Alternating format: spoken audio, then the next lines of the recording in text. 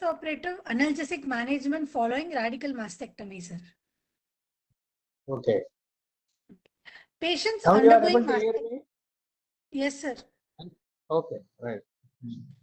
Patients undergoing mastectomy, they have a high possibility of developing post-surgical chronic pain syndrome as high as 20% to 50%.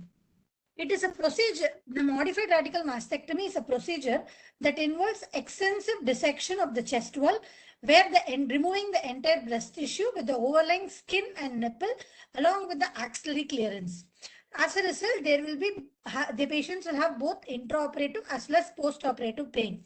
If this pain is not treated, it will lead to obviously adverse complications like delayed post-op recovery and complications due to decrease in mobility. So this alleviation of pain is very important. And this perioperative analgesia also helps in reducing the surgical stress given to the patient and decreases all the changes in both physiological and immunological responses. And there will be obviously better patient satisfaction and early rehabilitation. So moving on to the innervation of the breast, the innervation of the breast is complex because it receives sensory nerve supply from multiple parts of the nervous system. The breast receives the majority of innervation from anterior and lateral branch of the second to sixth intercostal nerves. And as the nerves come out of the spinal cord, they pass through the paravertebral space and they are not bound by the facial sheath in the paravertebral space. And they carry both sensory as well as sympathetic fibers. The nerve supply of the nipple is derived from the anterior branch of the lateral cutaneous branch of the fourth thoracic nerve. And these intercostal nerves, they leave the spinal cord and run anteriorly across the corresponding rib.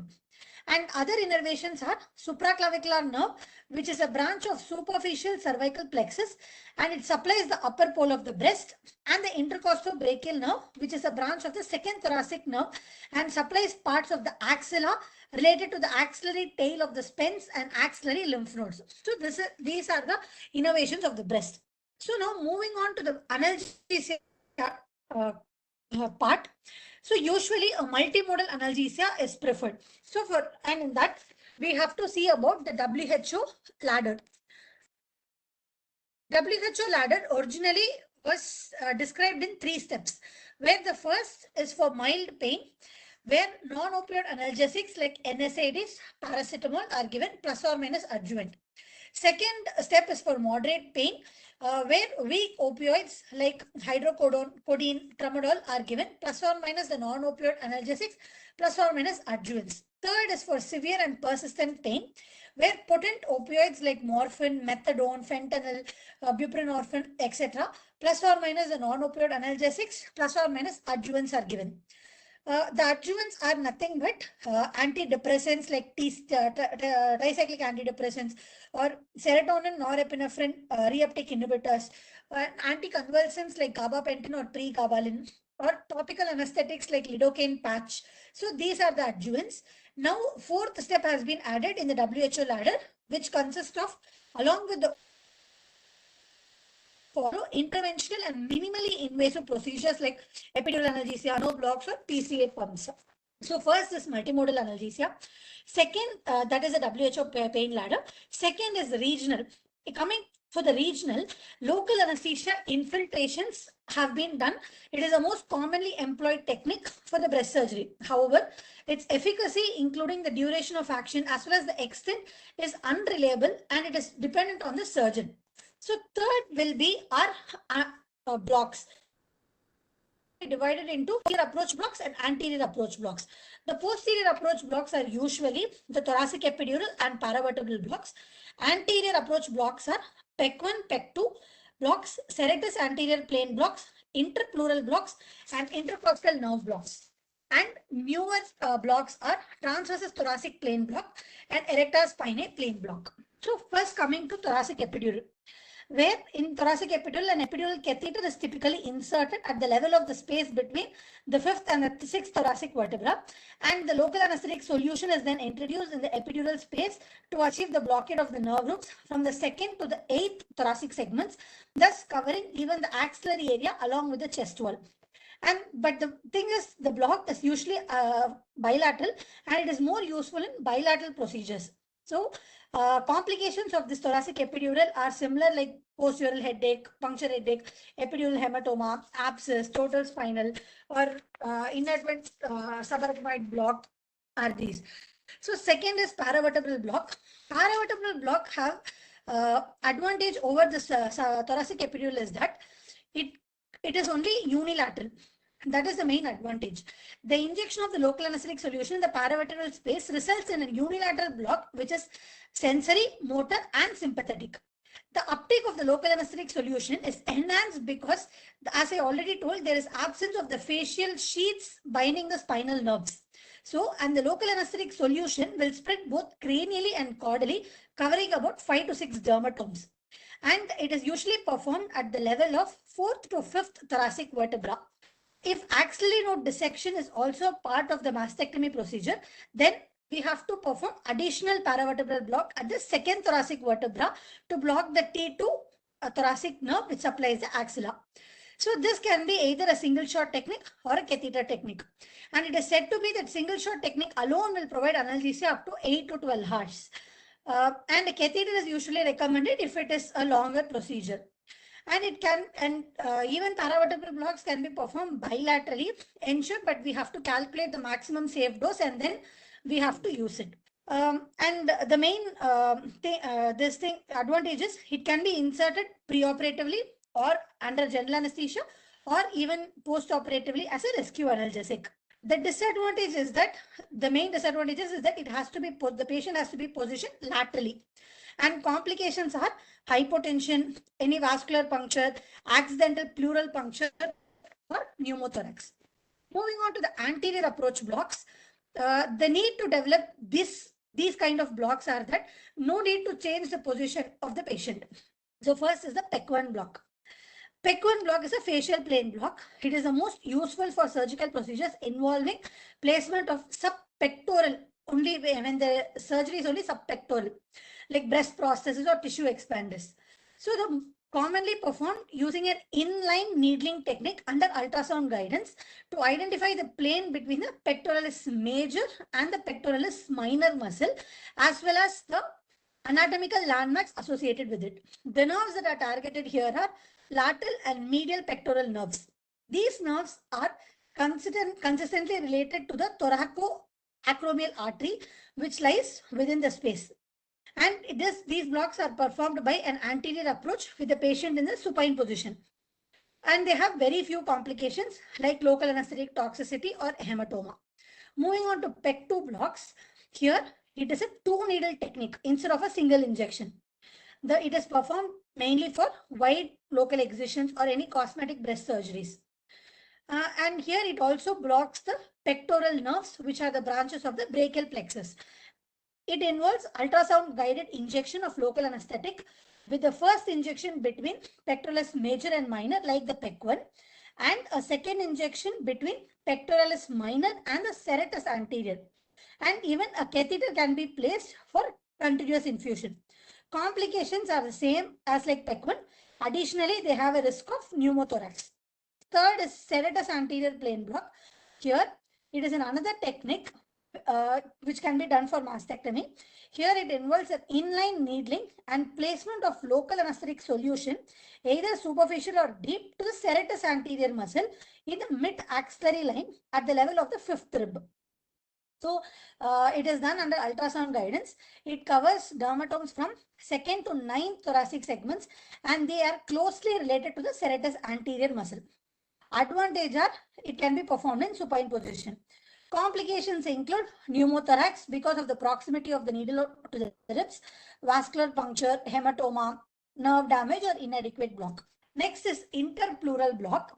Here, it involves injection of local anesthetic solution between the parietal and the visceral pleura. The principle is that why we are doing this, the local anesthetic solution will spread from the interpleural space into the paravertebral and intercostal region. So therefore, it will block the spinal and intercostal nerves, providing regional anesthesia.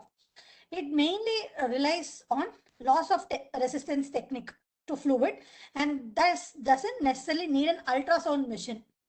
But the distribution is usually influenced by gravity, and the patient has to be positioned laterally. and there are more chances of inadequate block. And that is why usually interpleural blocks are not performed that frequently. Next is intercostal nerve blocks. Multiple intercostal nerve blocks may be effective in providing analgesia for breast surgery.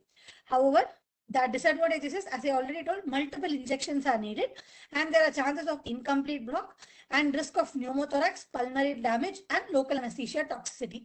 Newer blocks are transversus thoracic plane block and erector spinae block. That's all. Very good. Did you mention about the site of infiltration or needle entry for PEC 1 and PEC 2? Yes, sir. Between pectoralis major and minor. No, that is the And location you deposit the solution, but at what rib level you insert yes, the sir. needle? Second rib, sir. That is a very important point. Okay, even when you Okay. use ultrasound, you must locate the second rib and then insert it in line with that and achieve the deposition for PEC 1 between PEC major and PEC minor, and for PEC 2 block you have to do both PEC 1 block plus beneath the pectoralis minor also. Okay, so you must calculate the volume Yes, sir. and the drug. So most of the anesthetists who perform these blocks regularly, they prefer ropivacaine as the drug of choice because it has less cardiotoxicity and you can have various concentrations depending upon the need. For sensory analgesia, you can go for 0.25 to 0.3%. For further more block, you can increase it to 0.5 also. So that option is there with ropivacaine, which is not so much, and less cardiotoxic is the main reason for the usage of this drug, even as a continuous or intermittent bolus injections for these various things. So this nerve supply to the breast, as you rightly mentioned and correctly described, is very, very important. So I'll just show a picture to if you all remember that point clearly, and so that you will be able to recall it in your exam and present it. So for breast surgery, it is not mentioned as a cancer breast surgery. It is any breast surgery for post-op pain. As we mentioned, it can be an implant insertion or an implant removal for breast augmentation, or it may be a mastectomy for partial mastectomy or a complete mastectomy, or it may be even for breast reduction surgeries. Patients who have very pendulous, huge breast, which gives them a lot of neck pain and shoulder pain, they come for cosmetic procedures like breast reduction surgeries. So for that also it can be. So any type of breast surgery, you can use these blocks as a post-op pain relief. And the first option is multimodal, as we rightly mentioned, and gave a beautiful description about the WHO pain ladder and how to use those drugs. And remembering that will help you if they ask you a question on chronic pain management. If you remember the WHO ladder for this question, it is easy for you to recollect and write it for any chronic pain management also. And regional anesthesia or analgesic blocks can be performed by the anterior or posterior approach. And the anterior approach includes the pectoral nerve, sulcus anterior plane, interpleural, intercostal, which all mentioned. Posterior is from thoracic epidural, paravertebral, and newer approaches like electrospinae block. And use of ultrasound in regional anesthesia has improved safety, and interventional techniques like local infiltration and wound infusion with liposomal bupivacaine. That is one point you can add. Because of the long-acting nature, we discussed about liposomal bupivacaine in the last class. So that is one of the options to put liposomal bupivacaine in the wound. And installation of bupivacaine through surgical drainage also is another option. And uh, the so this is the picture to show you what are all the nerves that are being to be covered. So anteromedially, you have to block 3, 4, 5 intercostal nerves, and anterolateral you have to block 2, 3, 4, 5, 6 So practically 3 to 6 you can remember, and supraclavicular nerves arising from the superficial plexus and intercostobrachial nerve. So this diagram will help you to remember. This is a very simple line diagram. So anteromedially 3, 4, 5, anterolaterally 3, 4, 5, 6, and below the clavicle on the upper part of the chest, supraclavicular nerves and intercostobrachial nerve connecting from the T2 coming on the lateral aspect. So these are the 4 nerves which you have to block.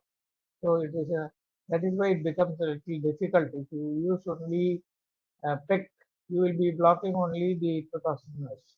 So you have to separately infiltrate either subcutaneously for the supraclavicular blocks and the intercostobrachial nerve.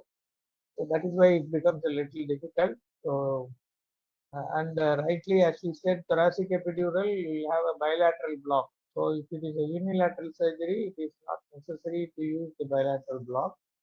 And multimodal analgesia administration of simple oral analgesic with paracetamol, opioids also can be used, gabapentinoids, all that you mentioned. So this is the simple points which you can remember. To elaborate on that, complete your answer. Please remember this diagram correctly. Remember all the 4 groups of nerves that are supplying the brain fibers to the breast area. Okay.